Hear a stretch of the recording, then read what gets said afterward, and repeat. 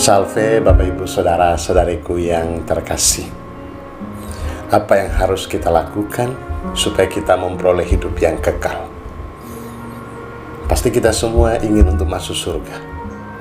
Kita semua mau supaya bahagia di bumi ini dan juga bahagia di akhirat nanti. Maka pertanyaan ini, seorang ahli Taurat yang bertanya kepada Yesus, juga menjadi pertanyaan kita semua sebagai orang yang percaya.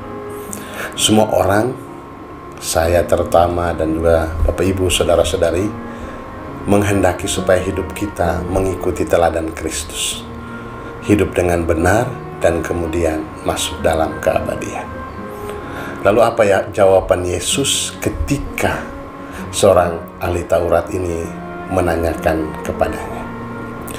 Saudara yang terkasih, hidup sebagai seorang anak Allah yang terarah pada kehidupan kekal, maka lakukan apa yang disabdakan, yakni mengasihi Allah dan mengasihi sesama manusia. Itulah jawaban Yesus. Ketika Yesus menyampaikan itu, apa yang kamu ketahui, apa yang kamu dengar, apa yang kamu baca dari kitab suci, dan itu lakukan. Firman Allah yang telah diwartakan sejak semula membimbing kita untuk mengungkapkan cinta kita kepada Allah. Allah yang tidak kelihatan, tetapi semua yang terjadi itu menghantar kita semua untuk percaya dan yakin bahwa Tuhan sungguh mencintai kita dan kita dipanggil untuk mencintainya. Dalam Ulangan dikatakan sabda itu dekat di dalam mulut kita dan juga di dalam hati kita. Kita mengetahui tentang ajaran Allah, kebenaran, kebaikan, cintanya, dan banyak hal. Tetapi tidak semua hati bisa menerima, tidak semua hati bisa merenungkan, sehingga tidak semua orang berani dan dengan lantang mengungkapkan atau membagikan atau mewartakan cinta Tuhan itu. Atau bahasa lainnya, semua orang banyak yang tahu, tetapi tidak mudah untuk melakukannya. Maka muncul keraguan akan kemahakuasaan Allah. Rasul Paulus dalam suratnya, dalam bacaan kedua, kemudian menghantar kita semua untuk memahami bahwa Yesus Kristus adalah gambar Allah yang tidak kelihatan. Ia menjadi Allah yang hidup, Allah yang menghantar kita semua untuk mengalami kasih setianya. Di dalam Yesus, seluruh kepenuhan itu terjadi, dan dialah yang kemudian memperdamaikan segala sesuatu. Karena itu, hal yang kita lakukan adalah mengasihi Allah meski kita tidak dapat melihatnya. Hal lainnya yang harus kita lakukan adalah mengasihi sesama.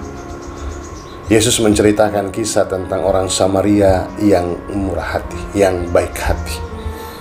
Kisah ini menegaskan bahwa mengasihi sesama itu bukan karena faktor kehebatan. Membantu sesama bukan karena kita lebih. Membantu sesama juga bukan karena kekeluargaan, kekerabatan, pertemanan, balas budi, dan lain sebagainya. Yesus menegaskan bahwa mengasihi sesama adalah ketergerakan hati oleh belas kasihan kepada sesama tanpa memandang suku, bahasa, budaya, dan lain-lain. Orang Samaria yang dianggap kafir itu, tak berbudaya, justru yang menolong, menjadi penegasan bahwa mengasihi itu tidak pilih-pilih orang. Karena itu, mengasihi Allah yang tidak kelihatan harus menjadi kenyataan dalam hidup dengan mengasihi sesama yang kelihatan di sekitar kita. Keduanya tidak dapat dipisahkan satu sama lain. Seperti cukup mengasihi sesama saja, tidak harus mengasihi Allah. Atau mengasihi Allah saja sudah cukup, tidak harus mengasihi sesama di sekitar kita. Saudara-saudariku yang terkasih, di zaman sekarang orang pun mulai berubah dalam hal beriman. Saya mengasihi sesama saja dan beri bantuan ke gereja. Urusan misa dan lain-lain itu tidak penting. Ia melakukan semua itu sekedar kewajiban dan membersihkan namanya dari segala tanggungan. Tetapi dia lupa membersihkan hati dan jiwanya agar selamat sampai ke hidup yang kekal. Saudaraku yang terkasih, sabda Tuhan di hari Minggu ini mengundang dan memotivasi kita semua untuk berjalan sebagai pesiara harapan menuju ke kehidupan yang kekal.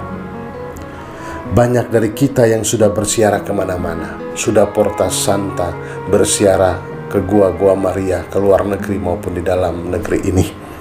Semua itu kita lakukan. Tetapi sabda Tuhan hari ini menghantar kita semua untuk mari kita bersiara ke dalam hati kita, menemukan cinta Allah yang luar biasa dalam hati kita, supaya kita pun tergerak untuk mengasihi Allah dan juga mengasihi sesama di sekitar kita. Mari kita semua menemukan cinta Tuhan yang begitu besar, sekaligus memanggil kita untuk mengasihi Allah dalam doa-doa kita, dalam iman kita, serta mengasihi sesama dengan perbuatan-perbuatan kasih kita. Kalau ada yang masih enggan untuk mewartakan kasih, maka mulai dengan merenungkan terlebih dahulu dalam hati, agar apa yang keluar dari hati mengalir keluar dari mulut kita untuk meneguhkan banyak orang, untuk menguatkan banyak orang, memanggil banyak orang untuk mencintai Allah dan juga mencintai sesama. Percayalah bahwa semua orang yang setia mengasihi Allah dan tekun melakukannya dalam hidup dengan mencintai sesama, maka kehidupan kekal menjadi miliknya. Selamat hari Minggu.